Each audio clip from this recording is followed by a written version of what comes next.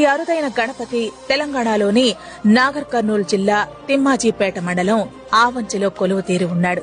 ఇది దేశంలోనే భారీ ఏకశిలా విగ్రహం. ఇక్కడ వినాయకుణ్ణి భక్తులు ఐశ్వర్య గణపతిగా పిలుస్తూ ఉంటారు. 25 అడుగుల ఎత్తు, 15 అడుగుల వెడల్పు ఉన్న ఈ ఆవంచ గణపతికి గుండు గణపతిగా కూడా పేరు ఉంది. ఈ అరుదైన ఏకశిలా విగ్రహం 12వ శతాబ్దం నాటిదిగా చరిత్ర చెబుతోంది. గుల్బర్గా రాజధానిగా పాలించిన పశ్చిమ చాళుక్య రాజుల్లో ఒకడైన తైలంపుడు ఈ విగ్రహాన్ని ఏర్పాటు చేయించాడు. ఈ విగ్రహం చెక్కుతున్న సమయంలోనే తైలంపుడి తండ్రి విక్రమాదిత్యుడు అకస్మాత్తుగా చనిపోతాడు. దీంతో ఆలయ నిర్మాణం మధ్యలోనే ఆగిపోయింది.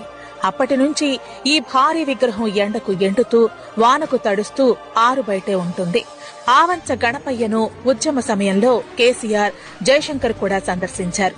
1000 ఏండ్ల చరిత్ర ఉన్న ఈ విగ్రహాన్ని పశ్చిమ చాళుక్య రాజైన తైలపుడు ఏర్పాటు చేయించినట్లు తెలుస్తోంది. పచ్చటి పొలాల మధ్య గంభీరంగా కొలువైన లంబోదరుడు దర్శనం కోసం తెలుగు రాష్ట్రాలతో పాటు కర్ణాటక, మహారాష్ట్ర నుంచి కూడా భక్తులు తరలివస్తారు. ఈ గణపతిని ఆ గ్రామం పేరుతో ఆవంచ గణపతి అని, గుండు గణపతి అని కూడా పిలుస్తారు. భారతదేశంలోనే అత్యంత పెద్ద ఏకశిలా గణపతి విగ్రహం మన రాష్ట్రంలోనే ఉందని చాలా మందికి తెలియదు. ఈ విగ్రహానికి గుడి లేదు. పంట పొలాల మధ్యే ఈ గణనాథుడు కొలువై ఉన్నారు.